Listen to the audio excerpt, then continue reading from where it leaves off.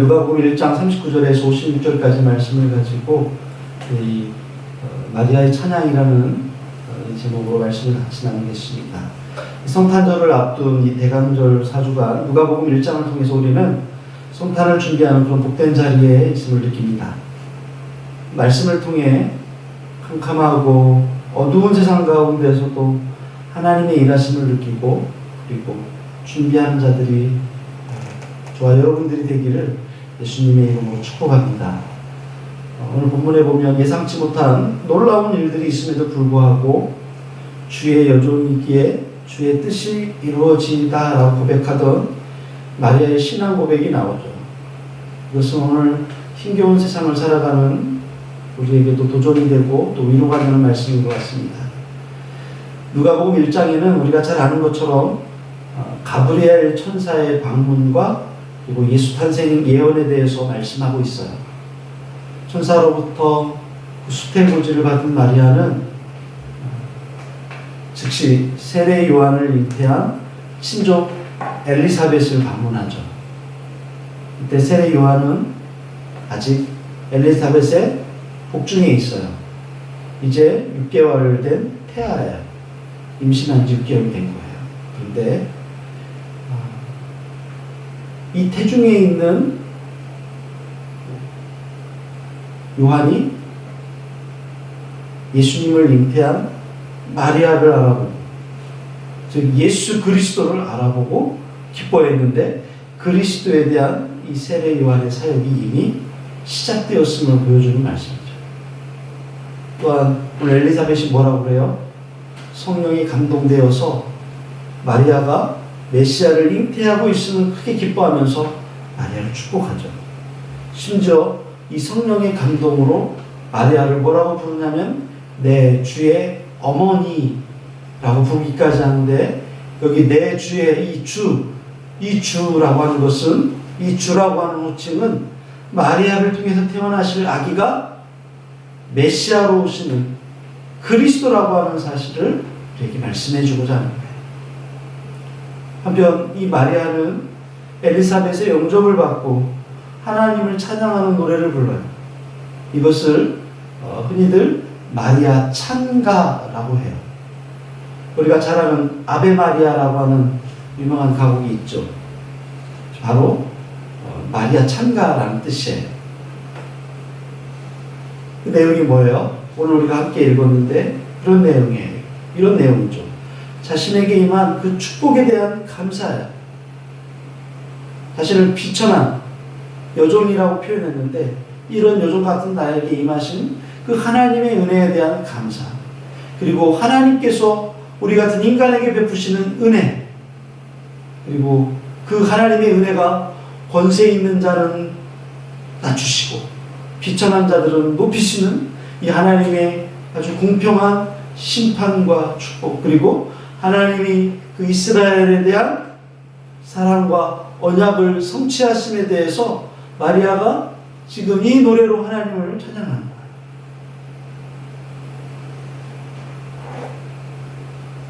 단순히 아이를 임신했다라고 하는 그런 차원에서 생각했다고 한다면 이런 노래까지 부르진 않았을지도 몰라요.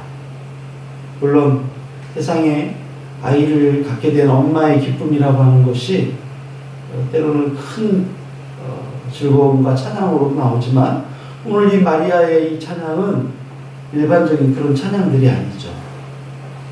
왜 그럴까요? 아직 아기가 태어나지도 않았는데 하나님께서 나를 통해서 그 일들을 행하실 것이라고 하는 사실이 믿어졌기 때문이죠. 근데 이 찬양의 내용은 우리가 흔히 알고 있는, 아니 잘 모를 수도 있어요. 구약에서의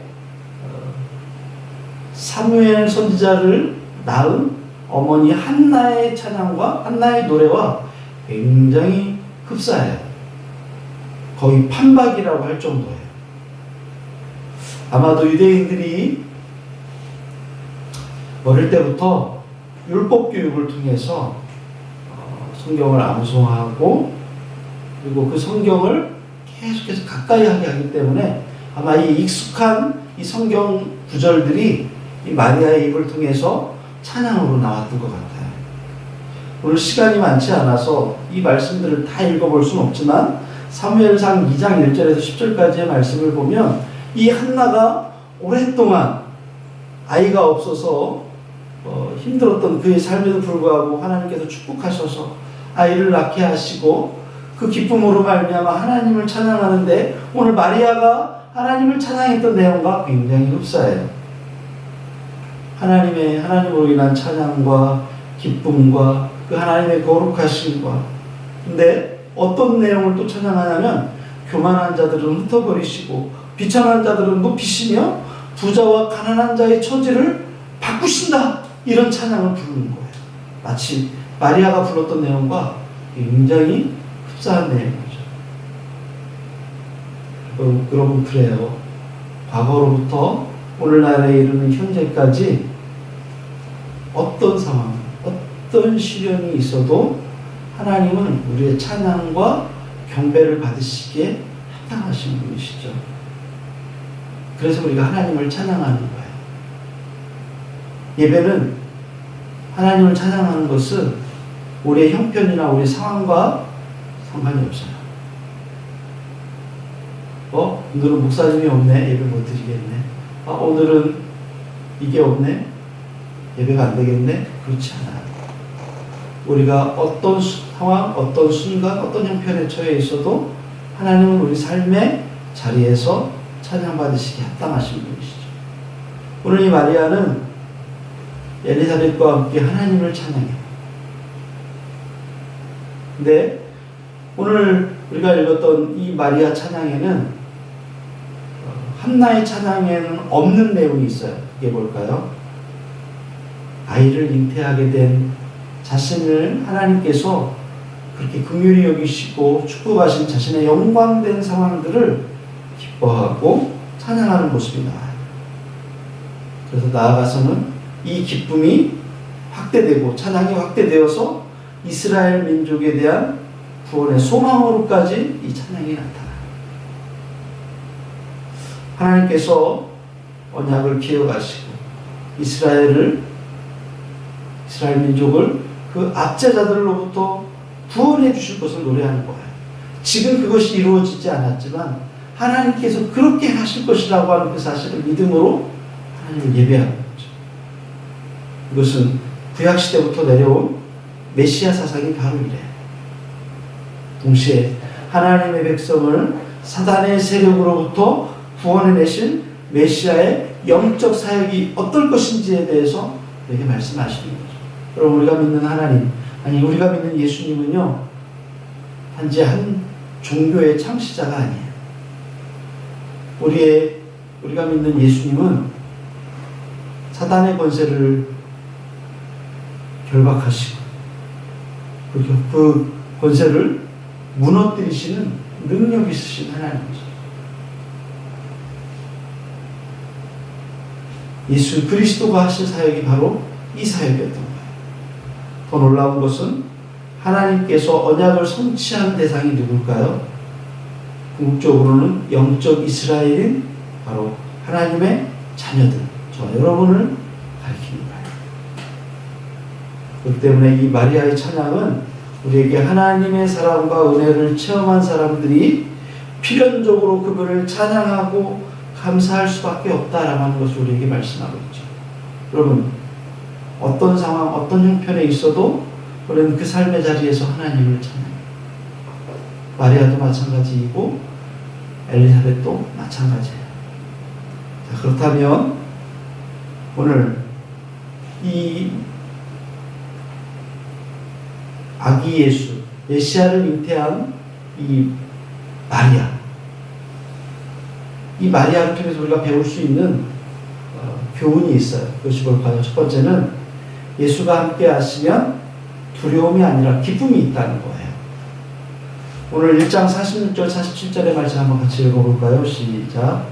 내가 이르되 내 영혼이 주를 찬양하며 내 마음이 하나님 내 구주를 기뻐하였으나. 네, 그렇습니다. 엘리사벳의 이 격한 환영과 축복을 받은 마리아가 이어서 자신도 아주 힘차고 기쁘게 찬양을 시작해요. 우리가 흔히 떠오르는 찬양이 있는데 이런 찬양이겠죠.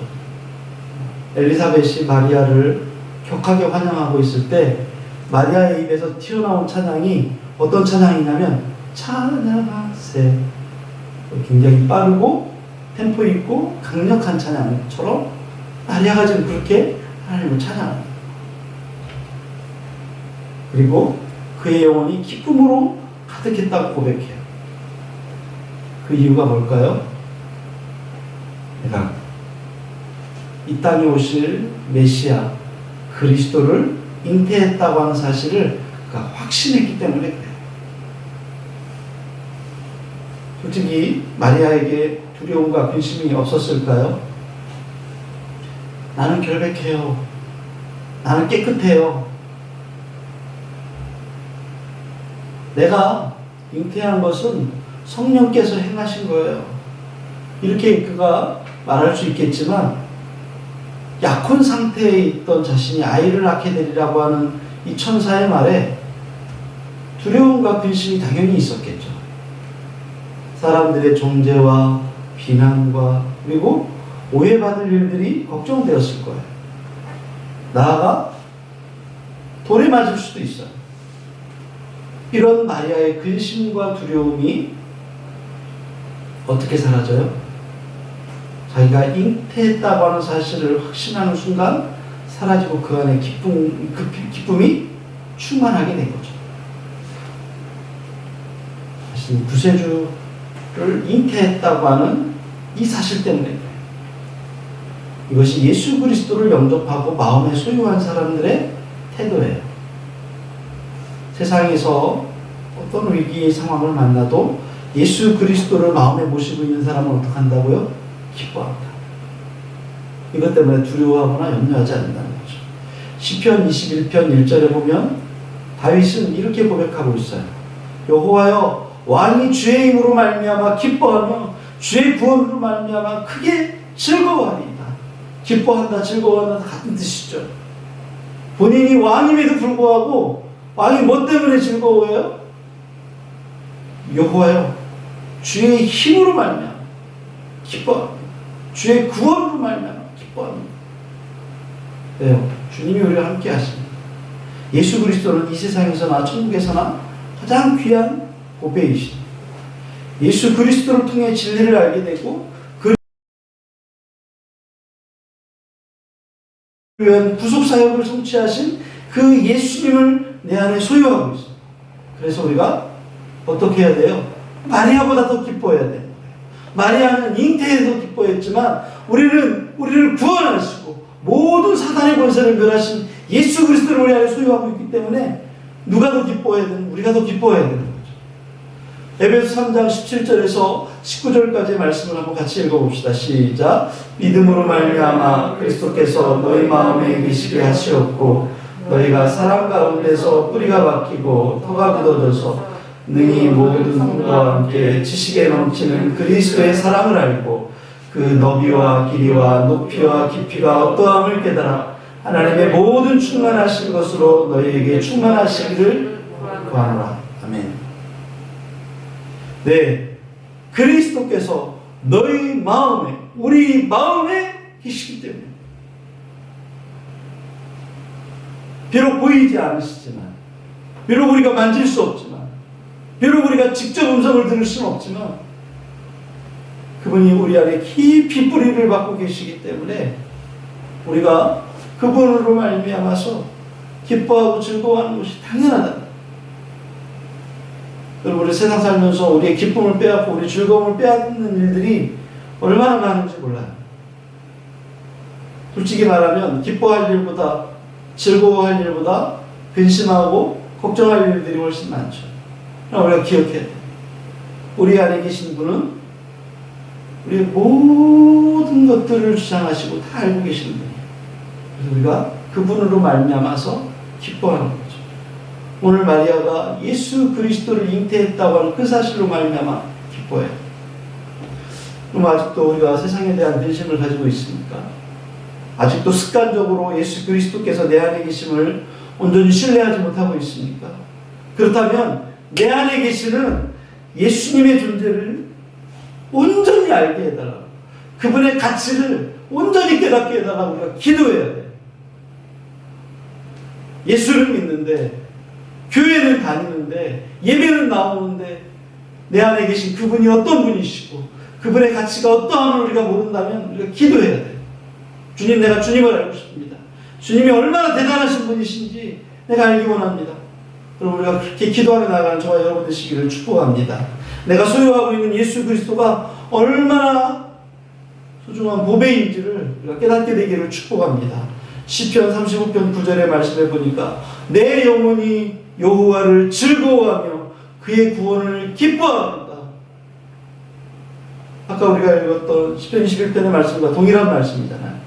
이사야 61장 10절 말씀 한번 같이 읽어봅시다. 시작. 내가 여호와로 말미암아 크게 기뻐하며 내 영혼이 나의 하나님으로 말미암아 즐거워하리니 이는 그가 구원의 옷을 내게 입히시며 공의의 겉옷을 내게 더하시니 신랑이 사모를 쓰며 신부가 자기 보석으로 단장을 갖게 하셨습니다. 아멘.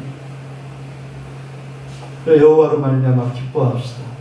여호와로 말미암아 기뻐하는 그것이 우리의 힘이라고 했어요. 여호와로 말미암아 기뻐하는. 두 번째는 하나님의 팔은 공의와 사랑의 팔이에요. 오늘 누가복음 1장 51절에서 53절까지 말씀을 보니까 이렇게 돼 있죠. 그의 팔로 힘을 보이사 마음의 생각이 교만한 자들을 흩으셨고, 같이 읽어볼까요? 권세 있는 자를 그 위에서 내리치셨으며 비천한 자를 높이셨고 줄이는 자를 좋은 곳으로 배불리셨으며 부자는 빈손으로 보내셨다. 네. 이 말씀은 마리아가 하나님의 섭리를 고백한 내용이죠. 마리아는 이 하나님의 섭리를 하나님의 팔로 표현을 했어요. 근데 이것은 마리아가 처음으로 표현한 것이 아니라 구약에 종종 나오는 표현이 바로 하나님의 팔이에요. 출애굽기 15장 6절에서 7절에 보니까 모세가 그렇게 고백해요. 여호와여, 주의 오른손이 권능으로 영광을 나타내시니이다. 여호와여, 주의 오른손이 원수를 부수시니이다. 주께서 주의 큰 위엄으로 주를 거스르는 자를 엎으시니이다. 주께서 진노를 바라시니 그 진노가 그들을 지푸라기같이 사르니이다.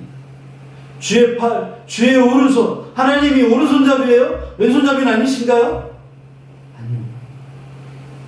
하나님은 우리처럼 육체가 있는 분이 아니세요. 그럼에도 불구하고 여호와의 팔, 여호와의 오른손이라고 표현하는 것은 그분의 섭리가 그러하다. 이사야 63장 12절에 보니까 같이 읽어요. 그의 공의로운 팔로 인간의 역사에 개입하시고 하나님은 통치하십니다. 보이진 않지만 하나님의 공의로운 팔이 역사하기 때문에 불의한 세력들이 흥황하지 못하고, 그리고 경건한 사람들은 이 땅에서 하나님의 뜻을 알아가게 하시는 것이 바로 하나님의 팔의 섭리예요. 하나님의 팔은 그러한 팔입니다. 시편 107편 40절 41절 말씀 같이 읽어봅시다. 시작. 여호와께서 보관들에게는 능력을 쏟아부으시고 기름은 황야에서 유예하게 하시나 궁핍한 자는 그의 고통으로부터 건져주시고 그의 가족을 양떼같이 지켜주시나니. 네, 하나님은 고관들에게 능력을 쏟아부어 버리십니다. 그래서 그들이 길 없는 황야에서 유리하도록 만드신다는 거예요. 그러나 오늘 가난한 자, 오늘 심령이 가난하고 비천한 자들을 향해서는 하나님께서 그 가족을 지키시고 보호하신다고 말씀하고 있습니다. 그것이 하나님의 팔의 공평한 팔의 섭리이죠. 둘째로 하나님의 팔은 사랑의 팔이에요. 사람들에게는 비천하게 여겨질지라도 하나님을 경외하는 자들은 높여주시는 거죠. 난민이었던 아브라함을 이스라엘 조상으로 높이시고 모세를 바로 앞에서 높여주세요. 목동이었던 다윗을 이스라엘의 왕으로 높이시고 예수 그리스도를 만유의 주와 만왕의 왕으로 높여주시고, 하나님이 높이신 사람들의 공통적인 특징이 있어요. 그것이 뭐냐면 겸손한 사람들이에요. 겸손한 사람. 하나님은 겸손한 사람들을 높여주세요. 야고보서 4장 1절에서 10절 말씀하시죠. 같이 읽어볼까요? 주 앞에서 낮추라. 그리하면 주께서 너희를 높이시리라. 그렇습니다. 뭘 낮출까요? 우리 마음을 낮추는 거예요. 겸손한 거예요. 마음이 높아진 것을 교만이라고 그래요. 나 외에는 아무도 안 보여. 나 외에는 아무도 인정하지 않으려고. 이게 교만이죠. 하나님은 줄인 자를 배불리신다고 그랬어요. 이 줄인 자가 어떤 사람들을 말하는 걸까요? 배고픈 사람들. 뿐만 아니라 그 심령이 의에 줄이고 목마른 사람들도 여기에 포함돼요. 그래서 마태복음 5장 6절에 보니까 의에 줄이고 목마른 자는 복이 있나니 그들이 배부를 것이며 그랬어요. 옛날에 우리 어렸을 때 그때는 부모님들이 교회에 다니지 못하도록 핍박하는 가정들이 참 많았죠. 그때 듣는 이야기들 중에 많은 이야기들 중에 한 이야기가 어떤 얘기였냐면, 야, 교회 나가면 돈이 나오냐 떡이 나오냐 그러면서 신앙생활을 굉장히 어렵게 했던 얘기들을 많이 들어요. 그런데 성경은 우리에게 분명하게 말씀하세요. 의에 줄이고 목마른 자는 복이 있나니 그들이 배부를 것이니. 예수 앞에 살아가는 사람들에게는 하나님께서 친히 그 먹을 것들을 책임져 주시는 거죠.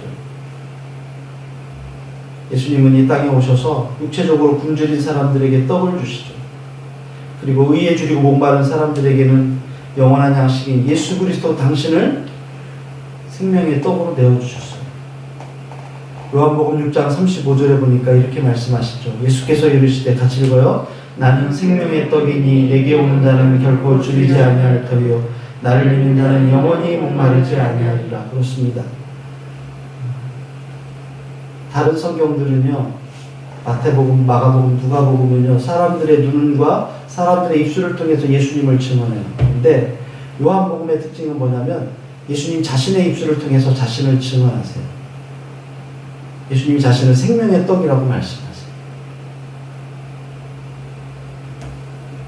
그분의 사랑, 그분의 의, 그분의 영광으로 우리의 영혼을 배부르게 하시다. 여러분, 먹지 않아도 배부르는 방법이 있어요. 그게 뭐냐면 그분으로 충만, 예수님으로 우리 안에 가득한 거예요. 오늘도 이 세상 가운데는 하나님의 공의롭고 그 충만한 사랑의 팔이 존재해요. 역사하십니다. 그 팔로 우리를 의의 길로 인도하시고 우리의 원수 사단을 묶어서 멸하시고 교회를 대적하는 자들을 흩으시는 것. 그것이 그분의 하시는 일이에요. 그분의 팔이 하시는 일이에요. 우리는 하나님의 공의와 사랑 안에 있다는 사실을 늘 기억해야 돼요. 세상이 불공평한 것 같고 세상이 너무 우리 뜻대로 움직여주는 것 같지 않을 때도 하나님은 그렇지 않으세요. 우리가 하나님의 공의와 사랑 안에 있다는 사실을 늘 기억합시다. 시편 118편 15절 16절 말씀 봅시다. 의인들의 장막에는 기쁜 소리, 구원의 소리가 있으며, 같이 읽어요. 여호와의 오른손이 권능을 베푸시며 여호와의 오른손이 높이 들렸으며 여호와의 오른손이 권능을 베푸시는도다. 네, 하나님이 오른손잡이가 아닌데도 불구하고 오른손이라고 말하는 것은 하나님의 그 권능, 하나님의 그 섭리하심이 그렇다는 거예요. 이사야 33장 2절에서 3절 봅시다. 여호와여 우리에게 은혜를 베푸소서. 우리가 주를 앙망하오니 주는 아침마다 우리의 팔이 되시며 환난 때에 우리의 구원이 되소서. 요란한 소리로 말미암아 민족들이 도망하며 주께서 일어나심으로 말미암아 나라들이 흩어졌나이다. 네, 주는 아침마다 우리의 팔이 되시며 환난 때에 우리의 구원이 되소서. 바로 이 오늘 이 아침 우리의 팔이 되시며 우리의 구원이 되신 하나님을 우리가 영접하고 그 하나님으로 말미암아 기뻐하는 저와 여러분 되시길 축복합니다. 세 번째로, 하나님은 오늘 본문에 보니까 자기 백성을 잊으시는 법이 없어요. 이 마리아의 찬양이 바로 이것을 찬양하고 있어요. 누가복음 1장 54절에 보니까 그 종 이스라엘을 도우사 긍휼히 여기시고 기억하시되 그랬어요. 마리아는 하나님이 이스라엘을 긍휼히 여기시고 기억하셨다고 고백하죠. 우리가 성경에서 긍휼, 교회에서 외에는 이 긍휼이라는 단어를 잘 안 써요. 그만큼 이 긍휼이라는 단어는 쉽게 잘 들어볼 수 없는 단어이긴 해요. 근데 우리 교회에 예수 믿는 사람들은 참 많이 써요. 긍휼이 뭘까요? 성경에서 긍휼이란 가볍게 여기는 마음을 말합니다. 가볍게 여길 때 긍휼히 여긴다 그래요. 근데 이 긍휼이라는 단어가 히브리어로 라함인데 이 라함은 여자의 자궁을 뜻하는 단어에서 나오는 단어예요. 무슨 얘기냐면 같은 태에서 나온 형제들, 같은 태에서 나오는 이 형제 자매들에 대한 그 감정이라고 하는 의미에서 이 긍휼, 자비라고 하는 의미로 발전한 거예요. 그래서 젖을 빠는 아기에 대한 엄마의 반, 아들에 대한 아버지가 가지는 반응, 형제가 형제에 대해 기대하는 그 마음의 상태를 나타낼 때 긍휼이라고 하는 단어가 쓰여요. 하지만 단순한 이 감정적인 차원이 아니라 이 긍휼이라고 하는 것은 반드시 사랑의 표현으로 행위가 나타나게 돼 있어요. 그때만 긍휼이라고 해요. 마음으로만 생각하는 건 긍휼이라고 하지 않아요. 이것이 사랑과 행위로 나타나야 긍휼이에요. 그래서 이스라엘이 죄에서 돌이켰을 때 주어지는 용서의 은혜를 뭐라고 불렀냐면 긍휼이라고 했어요. 성경은 하나님의 긍휼하심을 입은 사람들은 어떻게 살아야 되냐면 자신도 역시 긍휼을 베풀며 살아야 된다고 말씀하세요. 우리는 긍휼을 입은 사람들이에요. 긍휼을 받은 사람들이에요. 긍휼히 여김을 받은 사람들이에요. 그래서 우리도 긍휼히 여기며 살아가야 된다는 거예요. 오늘 우리를 긍휼히 여기신 하나님의 은혜가 지금도 우리 가운데 부어지고 있음을 믿습니다. 이 긍휼의 은혜가 저와 여러분을 통해서 세상 가운데 흘러나가기를 축복합니다. 이스라엘은 말라기 선지자 이후 400년 동안을 시리아, 그리스, 로마에게 차례로 지배를 당하고 있었어요. 그동안에는 하나님은 선지자 한 명도 보낸 적이 없으세요. 이 400년 동안 누구에게도 하나님 말씀해 주시지 않았어요. 대다수의 이스라엘 백성들은 하나님이 우리를 잊어버리셨다. 하나님 우리를 이제 기억하지 않으신다. 이렇게 생각했어요. 얼마나 낙심했을까요? 근데 이제 때가 되어서 약속하신 이 메시아를 보내주시겠다고 하니까 그 기쁨이 얼마나 크겠어요. 마리아는 하나님이 우리 이스라엘을 잊지 않으시고 기억하시고 계신다는 사실을 이렇게 찬양하는 거예요. 이사야 49장 15절 16절 볼까요? 같이 읽어요. 하나님은 제 입에서 모든 것을 읽겠으며 자기 태에서만 아들을 긍휼히 여기지 않겠느냐. 그들은 혹시 잊을지라도 나는 너를 잊지 아니할 것이라. 내가 너를 내 손바닥에 새겼고 너의 성벽이 항상 내 앞에 있나니. 좋습니다. 혹시 엄마는 자식을 잊어버릴 수 있어요. 그런데 하나님은 절대 잊지 않으시고 손바닥에 새겨놓으시대요. 하나님이 400년 동안 이스라엘을 그냥 내버려 두신 이유는 그들로 하여금 하나님이 아니면 이스라엘의 구원은 없다는 것을 깨닫게 하시기 위해서죠. 여러분, 시간이 흐르면 다 해결될 것 같죠. 시간이 지나면 다 잊혀질 것 같죠. 그러나 하나님은 그 속에서 우리를 깨닫게 하세요. 하나님 아니면 절대 안 돼요. 하나님 아니면 절대 안 돼요. 여러분, 구약의 성경들이 계속해서 얘기해요. 내가 좀 더 뭘 잘하면, 내가 조금 더 노력하면, 내가 조금 더 힘을 내면 되겠지. 근데 하나님은 절대 아니라고 말씀하세요. 네 힘으로 할 수 있을 것 같지. 네 힘으로 되겠지. 아니, 내가 아니면 절대 안 돼. 내가 아니면 절대 안 돼. 하나님 우리에게 말씀해 주세요.